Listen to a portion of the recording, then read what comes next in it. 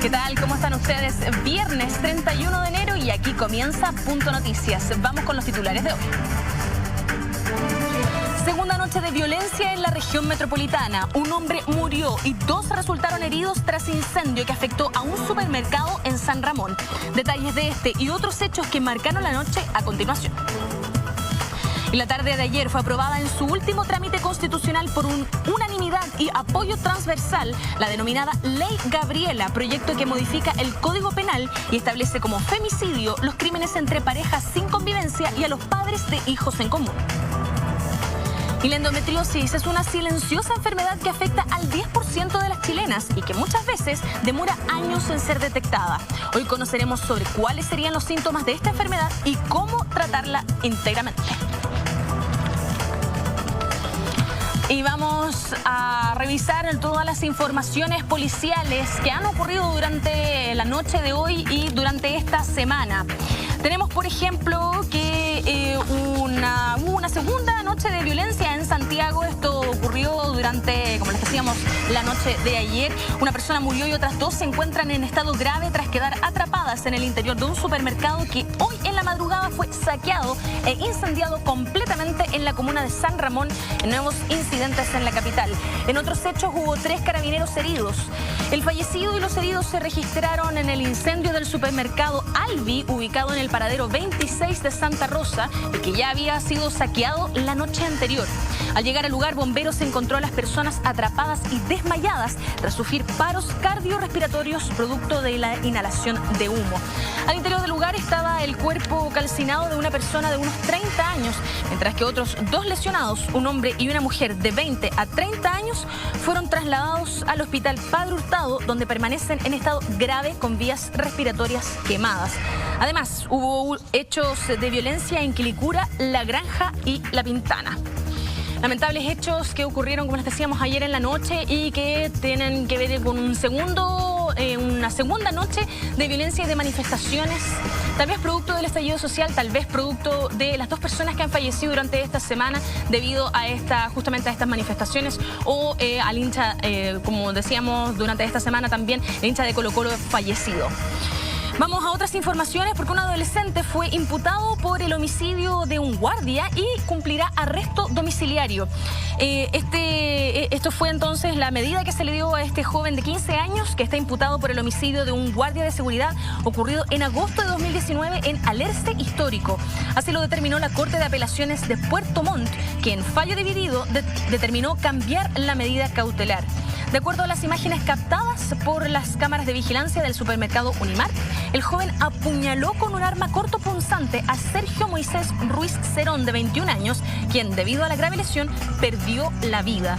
Tras la formalización de cargos efectuada el 9 de agosto último, se determinó su internación provisoria en un recinto del Sename. Pero este miércoles 29 de enero, el Tribunal de Alzada, por 2 votos a 1, dispuso la medida cautelar de arresto domiciliario para el menor. Teníamos entonces esta información sobre este guardia de seguridad fallecido y el joven que fue imputado por este delito. Continuamos con más informaciones policiales. Esta vez se viene desde Quilicura. Hay una familia de un niño de 6 años que murió tras caer a una piscina municipal en esta comuna y acusan negligencia. La Fiscalía Metropolitana Centro Norte se encuentra investigando como cuasi delito de homicidio el fallecimiento de un niño de 6 años que sufrió un accidente en una piscina municipal de Quilicura. Esta situación se dio en el contexto de una escuela de verano de la municipalidad que se estaba realizando con más de 200 participantes el pasado viernes 24 de enero, momento en que el menor cayó a una de las piscinas. Su familia se encuentra denunciando que existió una negligencia porque, según lo que ellos dicen, no habrían estado cerca los salvavidas y los monitores. Desde el municipio de Quilicura aseguraron cumplir con todos los protocolos. No obstante, la Seremi de Salud, Rosa Ollarse, señaló que la piscina tenía una serie de deficiencias, que no contaba con los elementos de salvataje y que no indicaba la profundidad, que es algo obviamente que es necesario dentro de una piscina. Por esta razón decretó la prohibición del funcionamiento de este recinto. Los menores ya prestaron declaración ante la Policía de Investigaciones como testigos claves de la situación por la indagatoria que inició la Fiscalía Centro Norte. Y vamos a otras informaciones que vienen desde el sur de nuestro país, específicamente desde Castro, porque hay una mujer que se encuentra grave tras sufrir un atropello en una presunta carrera clandestina allá en Castro. Esta joven se encuentra en estado grave tras sufrir un atropello en el sector de Piruquina de la Ruta 5 Sur, como decíamos, en esta ciudad. Desde Carabineros indicaron que la mujer se encontraba a un costado del camino cuando fue impactada a alta energía por un vehículo en el contexto de una presunta carrera clandestina donde uno de los autos participantes habría perdido el control. El comisario José Miranda detalló que el conductor involucrado llegó hasta el hospital base de Castro, donde fue detenido. Esto fue lo que dijo el comisario José Miranda. Así que se constituye en el hospital base de Castro a verificar si es que había llegado alguna víctima por algún hecho de esa índole, constatando efectivamente que encontraba una femenina mayor de edad ingresada al servicio de urgencia, policontusa con lesiones de carácter grave y en riesgo vital. El conductor del móvil que ocasionó el accidente se dio a la fuga del lugar, no obstante, posteriormente llega al hospital base y le confiesa al personal de servicio que él era el conductor y había ocasionado el accidente, ante lo cual se procede a la detención del mismo por hacer abandono del sitio del suceso y por no prestar auxilio a la víctima. Ahí teníamos las declaraciones del mayor José Miranda. La sección de investigaciones de accidentes de tránsito CIAT de Carabineros trabajó en el lugar para establecer la dinámica del violento atropello. El conductor detenido quedó a disposición de la Fiscalía para enfrentar la justicia por una presunta responsabilidad en los hechos. Vamos a otras informaciones policiales porque delincuentes disfrazados de ancianos protagonizaron un robo en un banco en la comuna de San Joaquín, bastante cerca del estudio de nuestro programa. Delincuentes caracterizados como personas de tercera edad protagonizaron un robo durante la mañana de este jueves en una sucursal del Banco Santander ubicada en la comuna de San Joaquín, donde llegaron 3 sujetos, 2 de ellos disfrazados y uno con una máscara de oxígeno. Al recibir atención preferente, los sujetos llegaron rápidamente al sector de las cajas, donde sacaron un arma de fuego e intimidaron a las cajeras. Posteriormente intentaron llegar hasta las bóvedas del banco, momento en que los trabajadores dieron aviso del robo a Carabineros. El robo fue evaluado en cerca de 5 millones de pesos. Caracterizados como personas de tercera edad, imagínense a lo que llegan los delincuentes para poder robar. Nosotros vamos a otras informaciones que también tienen algo que ver con el carácter policial, pero que representan al menos un gran avance para el país. Es que se aprobó la ley Gabriela, esta ley que tipifica el femicidio como algo más que el asesinato de una mujer por parte de su pareja o conviviente. Este jueves la Cámara de Diputados aprobó el proyecto denominado Ley Gabriela de forma unánime, es decir, 131 votos a favor, el cual amplía como tipificación de femicidio los asesinatos ocurridos en relaciones de noviazgo y pololeo, además de los ocurridos por razones de género. La iniciativa es conocida bajo este nombre en honor a Gabriela Alcaíno y su madre Carolina Donoso, quienes el 12 de junio del 2018 fueron asesinadas en manos del expololo de la joven en Maipú. El joven de 18 años fue detenido y confesó a Carabineros que su motivación fue porque la joven había puesto fin a la relación. Para hablar acerca de la aprobación de esta ley, tenemos al teléfono a Fabián Alcaíno, quien es papá de Gabriela. Fabián, ¿cómo está? Buenas tardes. Muy buenas tardes. Bien, ¿y ustedes? Todo bien por acá. Muchas gracias por atender nuestro llamado. Fabián, sus primeras reacciones ante la aprobación de esta ley. La verdad que son muchos sentimientos encontrados. Por un lado, el arduo trabajo que realizamos como familia, donde destaco principalmente a mi hermano Rodrigo y a mi cuñada María Julia, que fueron fundamentales en todo lo que hicimos para sacar adelante esta ley en honor de Carolina y de Gabriela. ¿Ustedes evalúan como positivo este avance en la Cámara de Diputados?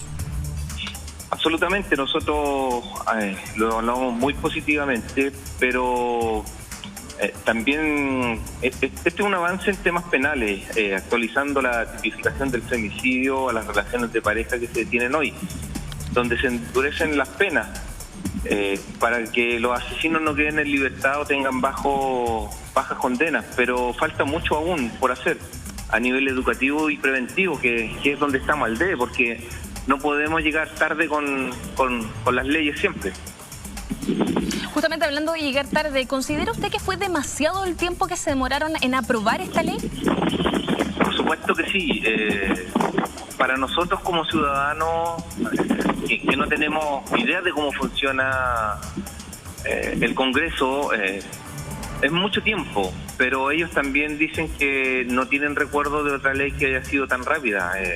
Nosotros presentamos esta ley el día 3 de julio del 2018, fuimos aprobados por unanimidad en la sala de diputados el día 29 de noviembre, y después de eso pasó más de un año en que fuésemos aprobados en el Senado, donde nos frenaron la ley por un tema que querían igualdad de penas para hombres y mujeres, ya que decían que la vida de una mujer no podía tener mayor valor que la de un hombre.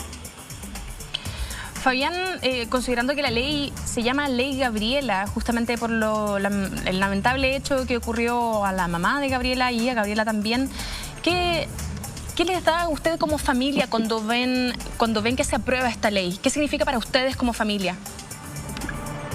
Para nosotros es cumplir la promesa que hicimos de brindarle el más lindo de los homenajes a Carolina y Gabriela, y también creemos que se hace justicia no por nosotros, sino que por los familiares de las próximas víctimas que lamentablemente van a venir. Fabián, usted mencionaba hace un rato que considera que faltan medidas, tal vez falta prevención. ¿Qué tipo de medidas cree usted que faltan? Yo creo que lo que deberíamos tener es un registro nacional de hombres abusadores. Creo que está mal orientado el hecho de que sea la mujer quien tenga una especie de botón de pánico, porque ese botón de pánico se acciona cuando el hombre ya está en la reja de la casa o en la puerta de la casa y ya no hay vuelta atrás luego de ese tema que el hombre se encuentre en la reja. Creo que lo que se debería hacer es que el hombre agresor tenga alguna especie de dispositivo con un chip donde se sepa exactamente su ubicación. Fabián, ustedes recibieron apoyo de la Comisión de Mujeres y Equidad. ¿Cómo fue ese apoyo? La verdad que tanto en los diputados como en los senadores fue un apoyo muy lindo, fue muy intenso, sobre todo destacar la labor de los asesores legislativos. Tuvimos de casi todas las senadoras un gran apoyo. Bueno, tenemos declaraciones de Carol Cariola, por ejemplo, que obviamente es diputada, pero de todas maneras se manifestó a favor de este tema. Dijo: me siento muy emocionada como mujer y parlamentaria. Ha sido un largo trabajo que hemos realizado junto a Camila Vallejo y la familia Alcaíno por la Ley Gabriela. Hoy de forma unánime la Cámara aprueba nuestro proyecto y queda listo para ser ley. Por Gabriela y las mujeres de Chile. Considerando que ahora ya se aprobó esta ley, ¿qué le podría decir usted a las mujeres de Chile? Este es un regalo que se debía hacer hace demasiado tiempo. La senadora Adriana Muñoz ya presentó el primer proyecto de ley en el 2005, creo, y este proyecto se aprobó recién en el 2010, donde hubo muchas cosas que quedaron al debe y que ahora de alguna forma se vienen a establecer con nuestra Ley Gabriela.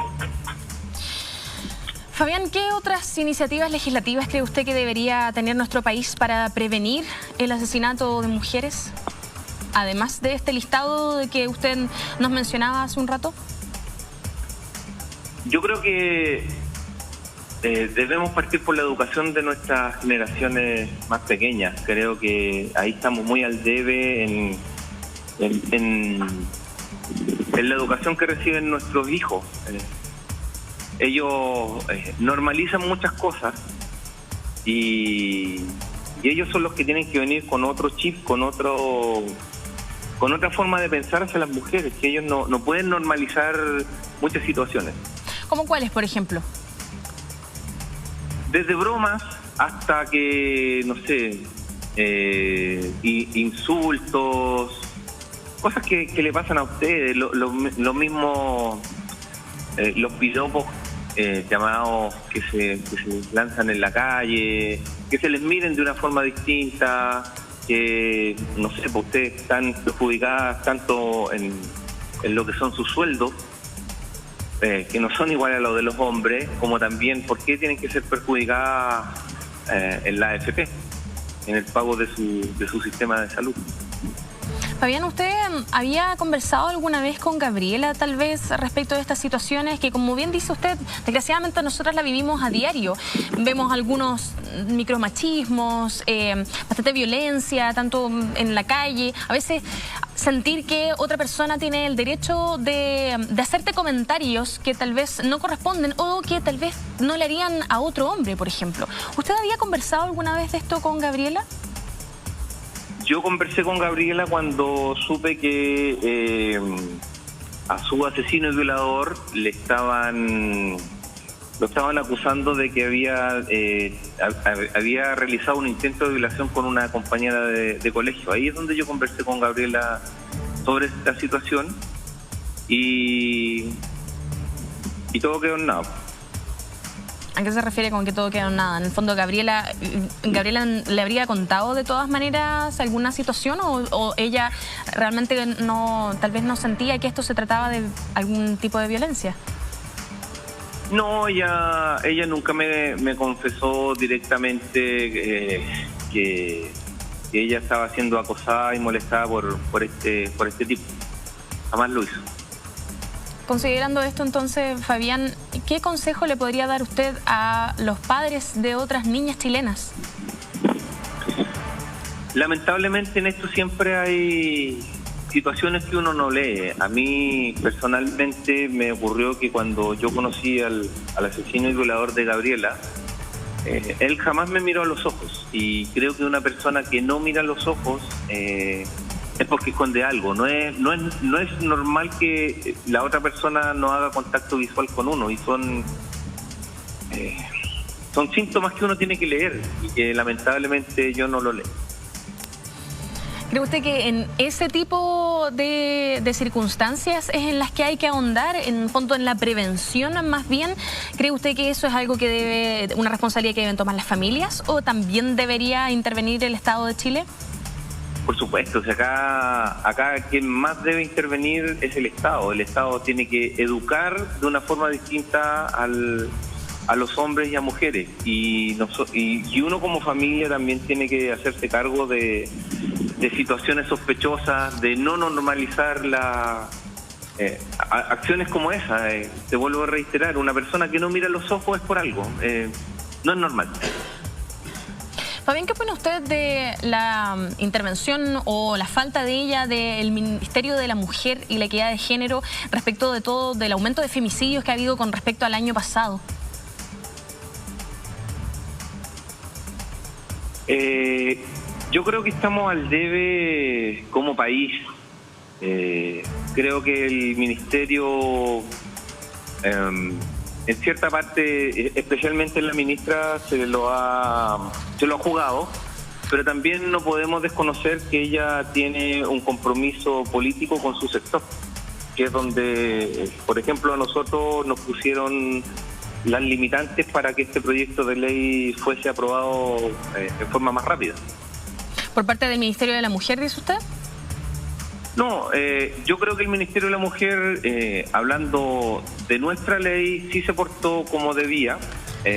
La ministra siempre nos estuvo informados y hizo todo lo que estaba a su alcance, sino que yo más bien diría que es su sector político el que no la deja avanzar con mayor prontitud.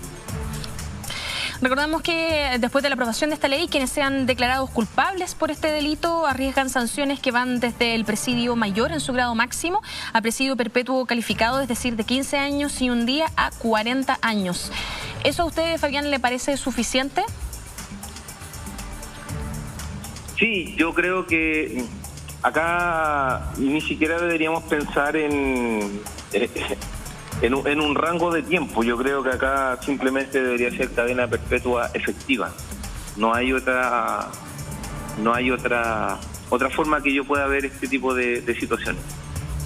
A la fecha 31 de enero del 2020, de acuerdo a cifras del Ministerio de la Mujer y Equidad de Género, se registran 3 femicidios consumados y 4 frustrados. Es decir, este último, de hecho, ocurrió antes de ayer, previo a la promulgación de esta ley. Durante 2019, 46 mujeres fueron asesinadas por quienes eran sus esposos o convivientes. ¿Qué le dice a usted esta cifra sobre el Chile en el que estamos viviendo hoy, Fabián? Especialmente después del estallido social. Sí, son cifras brutales, son cifras que además no son las correctas, porque ocurren situaciones como, por ejemplo, el asesinato de mi hija está considerado como femicidio para las estadísticas del gobierno, pero en cuanto al proceso y en cuanto al juicio en sí, no es considerado femicidio. Y tantas otras víctimas que... Bueno, el femicidio se entiende como la muerte de una mujer a manos de un hombre por fuerza o por odio. Femicidio es una palabra que está escrita con sangre, es así como la entendemos nosotros, pero lamentablemente nuestras autoridades no la entendían así. Fabián, ¿qué cree usted que es lo primero que deberíamos empezar a cambiar dentro de la sociedad para que no sigan ocurriendo este tipo de delitos terribles? Lo primero, vuelvo a reiterar, es un tema de educación a nuestras generaciones que nos siguen, y también nosotros como hombres cambiar nuestra mentalidad. Yo creo que es ahí el problema. El hombre no puede sentir que tiene derechos sobre las mujeres. Creo que cada uno es un ser independiente en sí. Fabián Alcaíno, papá de Gabriela, muchísimas gracias por conversar con nosotros. Desde Punto Noticias, obviamente, reiteramos nuestras condolencias por lo que ocurrió con su hija y con la mamá de ella, pero de todas maneras estamos agradecidos de que haya impulsado esta ley y que efectivamente haya sido aprobada. Muchísimas gracias por conversar con nosotros. Muchas gracias a ustedes. Hasta luego. Muy buenas tardes. Muy buenas. Y continuamos con otros temas policiales. El tema de las balas locas es algo que hemos estado conversando tanto desde el año pasado como este año. Más recientemente también se han visto varios casos. Durante los últimos años estas balas locas se han convertido lamentablemente en algo de cada día en algunas comunas. De hecho, a tal ha llegado la preocupación por este tema que en octubre del 2019 el gobierno incluyó las balaceras y las balas locas a la agenda antidelincuencia mediante la ley de armas. Esto se anunció luego, recordarán ustedes, de que un menor de 9 meses llamado Baltasar Díaz falleciera el 10 de octubre después del año pasado. Esto es, después de recibir un impacto de bala mientras dormía en su casa en La Pintana. A pesar de la urgencia que le dio el gobierno a este proyecto, hasta el día de hoy aún no se discute en el Congreso y sigue sin ningún tipo de aprobación. Lo que sí hay que destacar que esta modificación a la ley de armas busca tener un registro de las personas que tienen estas armas de fuego en su poder, por lo que al aprobarse se podría investigar de dónde viene la bala. Sin embargo, queremos hablar de un tema un poco más profundo respecto de la delincuencia, desde dónde viene la delincuencia y lo que efectivamente produce estas balas locas. Y para eso vamos a conversar con quien ya se encuentra en nuestro estudio. Es Marcelo Sánchez, gerente general de Fundación San Carlos de Maipo. ¿Cómo está? Muchas gracias por estar con nosotros. Muchas gracias a ustedes. Hemos visto muchos casos de balas locas, pero lo que tenemos que entender ahora es por qué se producen estas balas locas. En su experiencia, ¿desde dónde vienen estos fenómenos? A ver, lo primero que hay que entender es que no podemos seguir hablando de balas locas. Las balas tienen un nombre y un apellido, y estas balas son balas narco. Son balas que están hechas para poder atemorizar a la gente, para despejar las vías, para meterlas dentro de la casa, para que de alguna forma el control territorial, que es la segunda fase con la que opera el narcotráfico, empiece a desarrollarse de manera relativamente organizada. Por eso que esto no es trivial. Las balas locas no están relacionadas con un fenómeno aleatorio.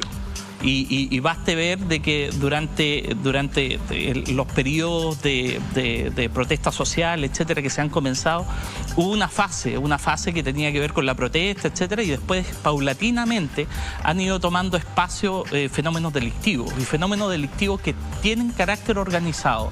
Cuando fueron el estallido social y se instaló el toque de queda, desde lugares de la región metropolitana donde nosotros hemos estado operando, daban cuenta de que a la 1 de la mañana habían fuegos artificiales, habían disparos, etcétera.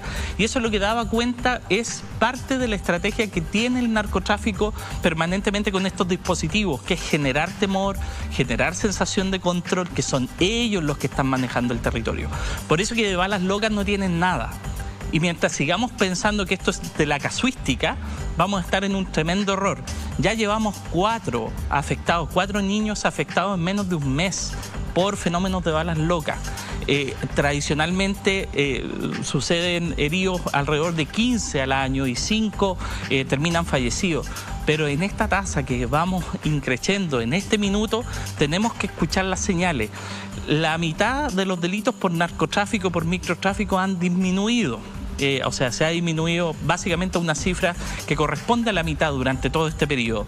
Pero han aumentado los delitos de saqueo, los delitos de interrupción en las vías públicas, etcétera. Y todo esto tiene que ver con una estrategia donde finalmente el narcotráfico, la delincuencia, está de manera organizada aprovechando estos espacios para poder hacer caja, para poder hacer volumen, para poder hacer una acción que va mucho más allá de la acción que tradicionalmente ha hecho.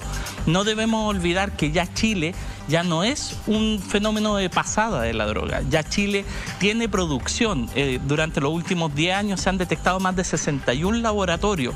Ha aumentado la producción de drogas sintéticas, de drogas que antes, por ejemplo, el éxtasis, se veía simplemente como importación, pero hoy día ya tenemos mercado interno, que se ha triplicado básicamente el consumo de éxtasis durante este tiempo. Las incautaciones han aumentado significativamente, pero el consumo no ha disminuido, lo que da cuenta de que el volumen de operación, que la internación de droga está aumentando.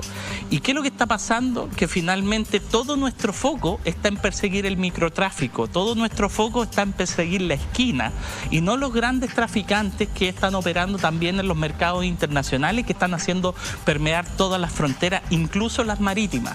Hace poco tiempo, un barco de 16,5 toneladas regaló en el puerto de Filadelfia, cuyo origen había sido Chile, con 16,5 toneladas de cocaína. Marcelo, colgándome un poco de lo que usted decía de estar persiguiendo el microtráfico más que a los grandes narcotraficantes, entiendo que según la experiencia que ustedes tienen y la información que han podido recabar, todas estas, vamos a seguir llamándolas balas locas, pero que, entendiendo que obviamente la lógica no tiene tanto que ver con lo aleatorio, sino que es más bien una muestra de dominancia sobre el terreno.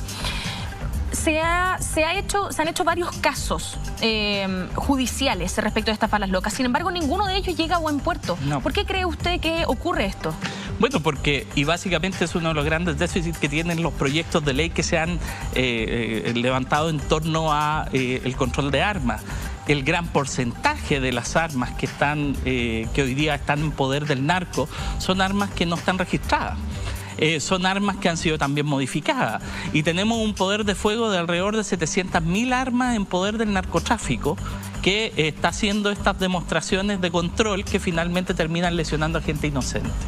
El hacer la pesquisa de armas que no están registradas es claramente una dificultad pericial que hace que no tengamos resultados a nivel de formalizaciones. Por eso es tan importante que los proyectos de ley que avancen no solamente en los elementos periciales, sino que también en las sanciones derivadas de aquel que causa o infringe un daño, pero fundamentalmente si no aplicamos inteligencia criminal para poder entender cuáles son los códigos sobre los cuales está trabajando la delincuencia y en particular el narcotráfico, nosotros no vamos a poder identificar a quién fue el autor de ese disparo. Y eso es clave porque para poder hacerlo tenemos que estar en el territorio, tenemos que tener una policía que actúe de manera coordinada, tenemos que tener una fiscalía especializada. La fiscalía tiene una unidad antinarcótico, pero requiere un rango especial, una fiscalía que sea capaz de hacer diligencias inmediatas, oportunas, una modificación no solo a la ley de armas, también a la ley de droga. La ley 20.000 es muy compleja, por ejemplo, para poder encauzar en materia de asociación ilícita o para poder detectar, por ejemplo, cuando un narcotraficante está operando en un territorio pero no está próximo a la droga y por lo tanto las condiciones de formalización son muy débiles. En materia de asociación ilícita, en un periodo de 10 años hemos tenido prácticamente 18 formalizaciones por asociación ilícita, con un éxito bastante relativo, donde alrededor de 5 han sido un verdadero fracaso. Entonces, en la práctica, el poder reformar las leyes para poder configurar adecuadamente y formalizar la asociación ilícita es fundamental. La forma de organizarse hoy día del narcotráfico no es piramidal como teníamos antes, con un gran narcotraficante y una gran familia.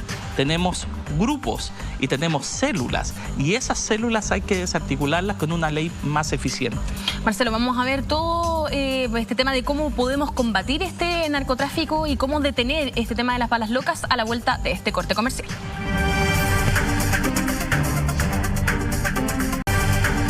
13:36 de la tarde, y como decíamos antes de la pausa comercial, estamos conversando con Marcelo Sánchez, él es gerente general de la Fundación San Carlos de Maipo. Estábamos hablando del narcotráfico y de cómo, en el fondo, un poco a raíz de estos casos de balas locas que han afectado tanto a menores de edad como a otras personas al interior de sus casas cuando no tenían absolutamente nada que ver. Quería preguntarle, Marcelo, ¿por qué cree usted, o qué cosas tal vez facilitan que en Chile se haya asentado el narcotráfico? Sí. A ver, yo creo que, y no es solo en Chile, en todas partes del mundo el narcotráfico lo que va detectando son las brechas en materia de exclusión social que hay en un territorio específico. Ellos, como estrategia, primero llegan son la mano en el territorio. Ese es el concepto que se utiliza, porque finalmente ellos proveen de aquello que el Estado no está proveyendo, de transporte, de becas escolares, de ingresos. Le pagan a la señora porque guarde la droga, le pagan 60.000 pesos porque lo dejen en un rinconcito de su departamento. El chiquillo que es soldado, que es sapo, recibe una remuneración, recibe ropa, recibe zapatillas. El chico que se dedica al sapeo también recibe una remuneración. Entonces va llenando de oportunidades donde el Estado ya renunció hace rato. Va llenando de oportunidades donde el Transantiago ya no llega después de las 4 de la tarde, entonces el narco presta los vehículos cuando hay alguna emergencia. Pero toda esa buena onda que tiene el narco inicialmente, cuando empieza la disputa territorial, cambia. Y en esa disputa territorial saca las armas, saca el control territorial, se pelean entre bandas, etc. Y lo más peligroso es que en el último tiempo, este control territorial que antes uno veía, el típico en la zona de la esquina, las zapatillas colgando, que la gente podía encontrar la droga en un sector, ya hoy día el uso de plataformas electrónicas, el uso del WhatsApp, etc., ha ido fortaleciendo este tránsito del narcotráfico en otros lugares. Y las disputas territoriales hoy día se ponen mucho más agudas. El marcar el territorio para el narco es mucho más importante, y por eso que estamos viendo fuegos artificiales de manera permanente, por eso que estamos viendo balas locas, por eso que estamos viendo el uso destemplado de las armas. Mientras haya exclusión social, mientras el Estado no asuma el rol de poder acercar a la ciudadanía la serie de beneficios, de derechos sociales, de servicios que requieren para poder fortalecer su cohesión social, es muy difícil que le podamos ganar la batalla al narcotráfico. Adicionalmente, hay elementos que fortalecen a nuestro país como un país no solamente de tránsito, sino que de destino. Y además tenemos para poder estructurar una oferta cuando, por ejemplo, el uso de precursores químicos que se requieren para los laboratorios es bastante libre en nuestro país. Está regulado de manera muy básica porque evidentemente esto es un país minero y tiene muchas condiciones sobre las cuales la regulación de aquellos mismos precursores que se utilizan para la fabricación de droga es mucho más básica. Entonces, lo que sucede es que la droga viene no solamente con droga desde afuera, viene con el cocinero, viene con aquel que va a montar el laboratorio, que hace uso de una legislación que es más laxa en materia de la disposición de los precursores, desarrolla droga sintética y se crea también como un exportador neto de droga. Fíjate que nosotros hoy día, entre la droga que está entrando a Estados Unidos o que ha entrado a Europa desde puertos chilenos, estamos transformándonos en el tercer destino de origen después de Brasil y de Colombia. Eso es tremendamente grave. Si nosotros hoy día estamos en una incautación promedio de alrededor de 20 toneladas en materia de cocaína y de droga sintética, que claramente el clorhidrato de cocaína es la más fuerte de todas, estamos hablando de que por cada kilo que se incauta entran en el país 2 kilos más. y eso significa que el mercado potencial puro son alrededor de 70 toneladas de droga que se patea 20 veces. El concepto de patear es que la droga va perdiendo pureza desde un 90% hasta llegar al 2%, porque la mezclan con muchas otras cosas hasta llegar al dispositivo de la pasta base. Marcelo, lo que sí quiero volver a la dimensión más social de este tema, porque lo que usted comentaba hace un rato de que en el fondo el narcotraficante empieza a hacer como una especie de relación cercana con la gente que vive en los lugares en donde estas personas operan, ¿no? Me recuerda un poco a la historia de Pablo Escobar en Colombia, que estaba en sectores muy vulnerables, en donde todavía hay gente que lo defiende mucho porque se dice que le dio mucho a las comunidades. Me recuerda también a unos dichos de la alcaldesa de La Pintana, que tiene que ver con lo que usted decía hace un rato, de que el Estado donde no hay oportunidades es donde el narcotráfico ve una oportunidad. Sí, totalmente. La alcaldesa siempre ha dicho que hay un sector de La Pintana en el que los carabineros ya no entran. Y es una también de las críticas que más se le hace a las fuerzas de orden público hoy en día, que se concentran tal vez más en ir a pagar barricadas, en ir a ver los saqueos de los supermercados, más que en las poblaciones que tienen problemas de narcotráfico y donde ocurren cosas como la que usted describe, de las balas locas o de marcar el territorio. Entonces, ¿cuál es la dimensión social que tiene el narcotráfico dentro de las comunidades en lugares como, por ejemplo, La Pintana, donde los carabineros ya ni siquiera ingresan para proteger a la gente? A ver, yo creo que hay varios elementos, y una de las batallas que estamos perdiendo es el involucramiento delictivo de los niños desde temprana edad. Nosotros 5 años atrás hicimos un estudio de exclusión de las personas privadas de libertad, más de 2.000 internos en 9 penales distintos. El involucramiento de ellos con el delito estaba muy relacionado con los inicios en el consumo. De hecho, mientras más temprano se iniciaban en el consumo, más temprano se iniciaban en el delito. ¿Qué tan temprano empiezan a consumir, según los datos que usted... La realidad delictiva es que partían en esa época, cuando hicimos la medición, partían a los 13 años si no estaban involucrados con el tema de la droga. Pero partían a los 11 años si estaban involucrados en el tema de la droga. Entran en estructuras informales al principio, el ser soldado, el ser sapo, etcétera, etcétera, pero también en ser promotores de algún elemento que esté asociado al desarrollo del negocio en el territorio. Y hay que ser súper claro en esto: los narcotraficantes son comerciantes como cualquier otro. Tienen un negocio que es de rentabilidad, que es vender la droga, y tienen un negocio que es de flujo de caja. Los saqueos, la delincuencia, el poder hacer robos de cajero automático, los portonazos, son todos parte de la misma figura. Lo que pasa es que muchos de ellos ni siquiera saben que están vinculados a una estrategia del narcotráfico y se involucran en estas pandillas. En esa época, cuando hicimos esta medición en el año 2015, el 46% de los internos había pasado por una pandilla, había participado en una pandilla. En esa época no se hablaba de pandilla. Nosotros hablábamos de pandilla y parecía algo muy raro. La mitad de los internos que estaban ahí ya habían iniciado muy tempranamente el consumo de droga. El 80% había empezado a desertar de sus hogares, se habían abandonado el hogar mucho tiempo antes. Entonces empezaba también la deserción escolar. El 90% no había terminado el colegio.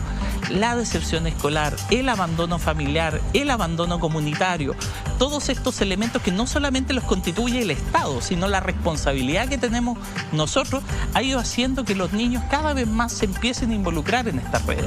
Ellos buscan reconocimiento, buscan protección, buscan una posición económica en el sector, y eso se lo empieza a dar el narco. Por eso es que tenemos que dar la pelea ahí, tenemos que empezar a recuperar a nuestros niños, tenemos que hacerlo con la comunidad, tenemos que hacerlo con la familia. Hay buenos dispositivos que se han empezado a implementar en el gobierno, como el sistema Lazos, con la terapia multisistémica, que tiene una alta especificidad, pero también tiene un alto resultado en sacar a los niños desde el circuito delictivo. Y uno de los grandes temas del circuito delictivo en esos niños es la proximidad al acceso en la droga. Hoy día hay una nueva categoría dentro de las estructuras criminales de los narcos, que son los zombies, los chicos que finalmente los narcos les empiezan a pagar con droga para que estén absolutamente fidelizados. por Dios, se le entregan pasta base. La pasta base tiene un poder adictivo de un 52%. O sea, Marcelo, recordemos el caso de Ailín Fuentes en Talca, que lamentablemente falleció por esto mismo, por haber sido víctima de un grupo de narcotraficantes de la zona. Ella desgraciadamente tenía una adicción a la droga y tenía muchas deudas que pagar, y que en el fondo funcionaba de la misma manera que usted describe. Se le entregaba cierta cantidad de droga para que la guardara, pero la consumía porque era adicta también. Entonces, y eso terminó trágicamente. El caso de Ailín Fuentes. Hoy día el narco lo intenciona. En su momento, hace algunos años, el narco no permitía que su red consumiera. Empezó a darse cuenta de la potencia que significaba corromper a algunos niños a través del consumo de pasta base. Y vas encadenando todo este proceso, el inicio delictivo como una forma de pertenecer a esta pandilla a cargo de un soldado, y ese soldado lo va involucrando en otros delitos y los especializa. Por eso que te digo, los dispositivos de prevención social son fundamentales. Tenemos que apuntar a los factores de riesgo, tenemos que apuntar a reescolarizar a los niños, tenemos que preocuparnos por la salud mental, que puedan acceder a salud mental cuando han iniciado tempranamente consumos problemáticos. Tenemos que llegar antes, estamos llegando tarde. Y esta señal que hoy día nos da el narcotráfico, de cómo se está apoderando del territorio, de cómo está con esto de las balas locas, marcándolo y profundizando su estrategia de defensa territorial y criminal, no nos puede dejar indiferentes. Más y más niños se van a ir involucrando en esto. Hay situaciones complejas, por ejemplo, los niños que se han fugado de residencias del Sename, que nadie los busca. Son más de 4.000 niños desde el 2010, que nadie los busca, que están a merced de los narcotraficantes, que están a merced de los delincuentes, que involucrarlos en el delito es fácil porque no tienen factores protectores, no están en el colegio, nadie los protege y nadie los cuida. Entonces nosotros tenemos que ser conscientes de esa realidad, tenemos que impulsar la prevención social, no solamente la inteligencia policial, que de por sí es fundamental y tiene que enfocarse en capturar al narcotraficante de manera importante, pero tenemos que anclar en la comunidad los dispositivos de prevención social que hoy día están ausentes. Marcelo, pero considerando el escenario actual en el país, se ha hablado muchísimo de desigualdad y está más que claro dentro de la sociedad que en realidad Chile desgraciadamente es un país desigual. Hablando sobre todo de la reinserción escolar o de estos chicos que desertan el colegio para poder ir a meterse en estas pandillas y que en el fondo les dan también solvencia económica. ¿Cómo se puede convencer a un niño, sabiendo la desigualdad que existe en el país, sabiendo la falta de oportunidades? ¿Cómo se puede convencer a un niño de que continúe con su escolaridad, de que termine el colegio y después estudie una carrera versus meterse en una pandilla que le da solvencia económica enseguida? ¿Cómo se le convence a este niño para que se mantenga en un sistema de escolaridad que a la final pareciera ser que no entrega las oportunidades que se les prometen cuando entran? Chenoa, los primeros que tenemos que convencernos somos nosotros. Porque cuando tú tienes un niño que es conflictivo, que es problemático, que ha andado con el consumo o que se metió alguna vez y quieres que se reescolarice, la comunidad escolar es la primera en levantar la alerta y decir no queremos a ese niño acá al lado. Cuando nosotros vemos el niño complicado en el barrio, lo primero que queremos es que se lo lleven preso. Cuando nosotros decimos no queremos darle una oportunidad laboral a este chiquillo porque se puede volar, etcétera, y todo eso y me va a dejar la embarrada. Si nosotros como sociedad no estamos convencidos que el camino es dar oportunidades, de acompañar a ese niño, es muy difícil que ese niño también crea en él para poder salir adelante. La primera forma de lograr la transición para que el niño salga de eso es creer en él, es darle oportunidades, es darle herramientas, es darle protección. Si nosotros claudicamos en eso, si no somos capaces de abrir las escuelas, si no somos capaces de abrir nuestras familias, nuestras comunidades, si no empezamos a acoger al niño, si cuando pasamos por el lado solo nos interesa estigmatizarlo, pero no nos hacemos cargo de esa realidad. Fíjate que la Fundación San Carlos de Maipo trabaja ya desde el 2015 con la Universidad de Washington en un modelo que se llama Comunidades que se Cuidan, que es un modelo que activa a los vecinos para trabajar factores protectores con los niños. Y se crean consejos comunitarios, involucramiento con los jóvenes, y ya la señora, que antes en la esquina era la señora, la vieja zapa que reclamaba contra el niño, se transforma en un agente comunitario y va a la escuela y se preocupa por qué ese niño no está escolarizado. Y a veces no encuentra una familia, pero encuentra una comunidad que está dispuesta a hacerse cargo. Ese es el camino. No podemos esperar que el Estado sea el que resuelva todas las cosas si nosotros, como familia, como comunidad, no estamos haciendo nada. Somos los primeros que tenemos que convencer a esos niños que queremos darle una oportunidad, que queremos crear un vínculo. Tenemos que dejar de tener miedo a enfrentar esta situación. Lo que hacen los narcos, nosotros tenemos que hacerlo en positivo, nosotros tenemos que darle oportunidades, nosotros tenemos que darle reconocimiento, tenemos que acompañarlo, tenemos que vincularnos. Cuando eso no pasa, son los narcos los que nos ganan la pelea. Y eso es la invitación que nosotros tenemos que hacerle a la sociedad, al Estado, a todas las organizaciones, a la comunidad en su conjunto. Solo así les vamos a ganar, si no tenemos la batalla perdida. Y esa batalla tenemos que darla. No podemos estar reclamando por abusos en una sociedad que quiere una nueva sociedad sobre los hombros de aquellos que son abusados todos los días, aquellos que son marginados, aquellos que son excluidos. La única forma de poder cambiar nuestra sociedad es entender que aquellos que están en los márgenes tienen que estar en el corazón de la política pública.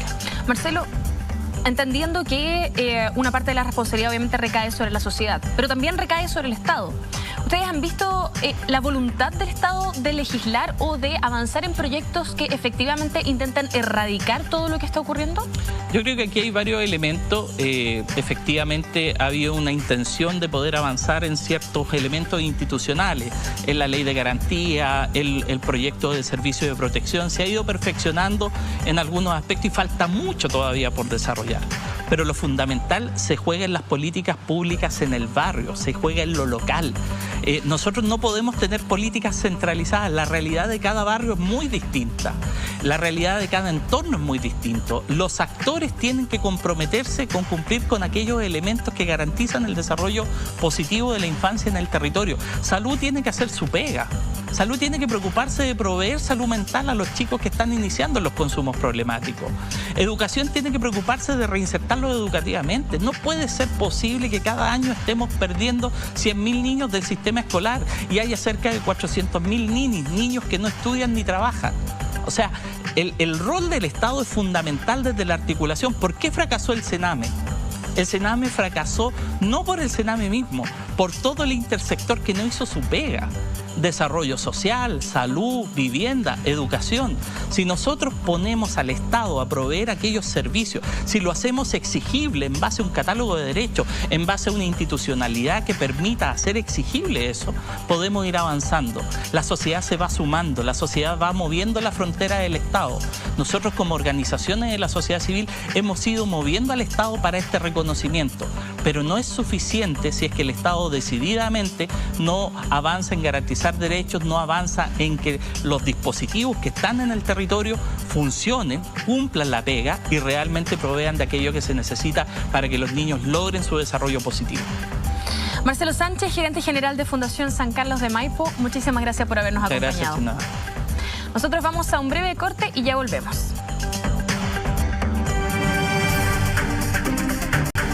Las 2:21 y continuamos en Punto Noticias, esta vez para conversar de una enfermedad que es bastante poco conocida, pero que afecta al 10% de las mujeres chilenas. Estamos hablando de la endometriosis y vamos a conversar sobre esto con Marcela Araya. Ella es fundadora y presidenta en la Fundación Chilena de Endometriosis, FUCHEN. ¿Cómo está, Marcela? Hola, muy buenas tardes. Gracias por la instancia y por la invitación. Sí, gracias por acompañarnos.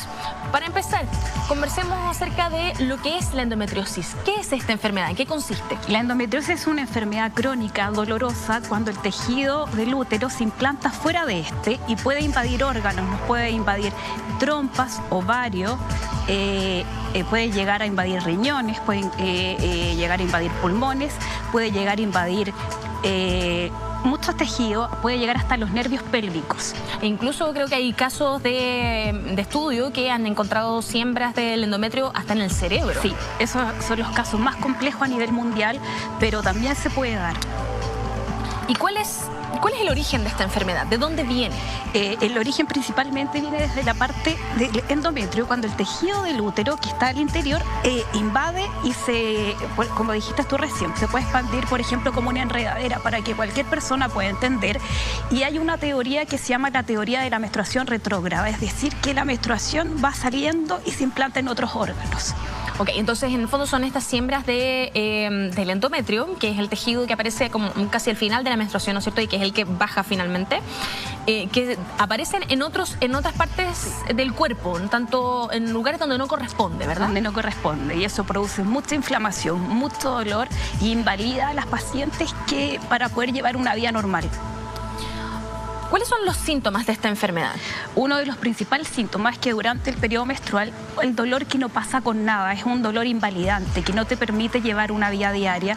Puedes tener dolor al orinar, dolor al defecar, dolor durante las relaciones sexuales, problemas intestinales, como también te puede provocar vómitos, te puede provocar inflamación.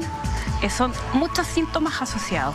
Tengo entendido, Marcela, que esta es una enfermedad bastante silenciosa y que en el fondo se diagnostica un poco por sospecha y que no es posible saber si efectivamente se trata de endometriosis hasta que no se haga una intervención quirúrgica. Los exámenes para poder diagnosticar la enfermedad es la ecografía intestinal, una ecografía extendida con preparación intestinal, y el otro examen es una resonancia magnética extendida de pelvis y abdomen. Ahí el doctor puede empezar a sospechar si hay focos de endometriosis en los distintos lugares, y es como los más importantes. Y si en esos exámenes no sale endometriosis, hay que realizar una laparoscopía, y ahí microscópicamente el doctor puede ver y presenciar si existen focos de la enfermedad. Y ¿de dónde, cuando pregunto por el origen, me refiero más bien a si es algo genético, si es algo ambiental, si es que se sabe por qué se produce esta enfermedad en las mujeres? Hay muchos factores. Uno de los factores más importantes, como mencionaba anteriormente, es por la menstruación retrógrada, y el otro también que la endometriosis es estrógeno dependiente. Es decir, el estrógeno, es como que la endometriosis se alimenta de estrógeno. ¿Cuáles son los tratamientos para esta enfermedad? Para la enfermedad hay diversos tratamientos, y aparte que la endometriosis tiene distintos grados. Por ejemplo, para la endometriosis ovárica se utilizan hormonas, y las hormonas te ayudan a bloquear que los implantes se expandan y a que cause dolor. Si no, por ejemplo, se utilizan distintos dispositivos como DIU, y la última instancia es llegar a la cirugía. La cirugía, ya cuando ningún tratamiento te ha dado resultado, la paciente debe pasar a una cirugía o a una laparoscopía. Marcela, entiendo que de todas maneras existen otros tipos de tratamientos, además de los tratamientos médicos. No solamente se hacen con pastillas anticonceptivas específicas, por ejemplo, sino que también hay un tratamiento más integral que tiene que ver tal vez con un tipo de dieta en específico, con la actividad física. ¿Cómo funciona eso? Nosotros en general trabajamos y complementamos mucho en las terapias complementarias. La terapia que más sirve es acupuntura. Dentro de la acupuntura, y también mantener una alimentación saludable, tratar de evitar todo lo que a la paciente le inflame, como el gluten, el azúcar, la lactosa, pero todo debe ser bajo supervisión médica, porque cada organismo actúa de diferente manera y cada caso de endometriosis es único. ¿Por qué recomiendan, por ejemplo, el acompañamiento psicológico? Me contaba usted durante el corte que es uno de los tratamientos que también ustedes recomiendan para las mujeres que sufren de endometriosis. Es muy importante porque la endometriosis afecta a la paciente, afecta a la familia, afecta al entorno, afecta a la parte laboral, y la persona que tiene endometriosis en el 40 o 50% de los casos se enfrenta a la infertilidad. Muchas de las chicas no pueden tener hijos, o al momento de querer tener hijos se pueden encontrar que tienen la enfermedad. Entonces es muy importante un acompañamiento para poder aceptar y para poder convivir con el día a día con el dolor crónico, que es el síntoma principal. Hay pacientes que no se pueden levantar, tenemos pacientes que están en su casa, que no pueden dar el paso debido al dolor, y necesitamos difundir y dar a conocer esta realidad en Chile. Marcela, ¿cuáles son las consecuencias de tratar la enfermedad de forma tardía o tal vez de no detectarla del todo? Por ejemplo, en mi caso yo llevo 11 cirugías, perdí útero, perdí trompas, perdí ovario, no pude tener hijos, y actualmente me tuve que someter a la cirugía número 12 hace 2 semanas porque tengo comprometidos los nervios pélvicos. La endometriosis en mi caso se transformó en endometriosis infiltrativa nerviosa. Entiendo, Marcela. Entonces, esto obviamente es algo que en casos graves afecta más allá del útero, Sí. afecta también a otros órganos, ¿verdad? Sí, va avanzando y por eso hay que, las pacientes cuando sienten dolor no tienen que escuchar su cuerpo, tienen que buscar respuesta, porque a nivel nacional hay muy pocos especialistas que cuentan con la experticia y con la técnica para tratar la enfermedad. Pues esto es una enfermedad bastante nueva. ¿Se sabe de hecho cuál es por ejemplo, qué es lo que puede causar esta enfermedad? O sea, la enfermedad te puede causar, como mencioné anteriormente, que te puede causar infertilidad, te puede causar pérdida de órganos, si no se trata a tiempo. ¿Por qué se produce esa pérdida de órganos? Porque los implantes invaden los diferentes órganos y se van atrofiando. Por ejemplo, en algunos casos, según cada grado y cada paciente se trata de manera diferente, por ejemplo, los órganos se pueden pegar, se pueden adherir y se atrofian. Entonces, por ejemplo, si una mujer tuviera una siembra de endometrio en alguna otra parte de su cuerpo o dentro del mismo útero, por ejemplo, en un ovario, ¿qué ocurre cuando está haciendo su ciclo menstrual normal? ¿Qué ocurre con esa siembra en este otro lugar del cuerpo? Por ejemplo, que el otro órgano como que menstrua igual y causa dolor, causa inflamación. Y a medida con cada periodo más se va atrofiando en los órganos. Por ejemplo, tuvimos una paciente con el riñón afectado y estaba a punto de perder el riñón debido a lo mismo, por las adherencias y por el dolor que causa, porque se va tapando internamente, como dices tú, como con la siembra, como con la enredadera del tejido endometrial. Marcela, ¿cuál es la cobertura que hay, por ejemplo, en FONASA o en las ISAPRES para esta enfermedad? Mira, a nivel nacional estamos luchando porque es muy poca la cobertura. Esa es una gran lucha que tenemos porque a nivel nacional no hay cobertura. Recién logramos que se votara una moción de ley en el Congreso para que la endometriosis entrara al GES, pero logramos que entrara al bono PAD. El bono PAD a partir de este año, el año 2020, debe publicarse oficialmente para que las pacientes puedan tener una cirugía, puedan optar, porque es muy caro la cirugía. Marcela Araya, fundadora y presidenta de la Fundación Chilena de Endometriosis, FUCHEN, muchísimas gracias por dar a conocer esta enfermedad y por conversar con nosotros en Punto Muchas Noticias. gracias a ustedes por esta instancia. Nosotros nos despedimos ya de Punto Noticias, pero nos volvemos a ver el próximo lunes. Le deseamos a todos un muy buen fin de semana. Muy buenas tardes.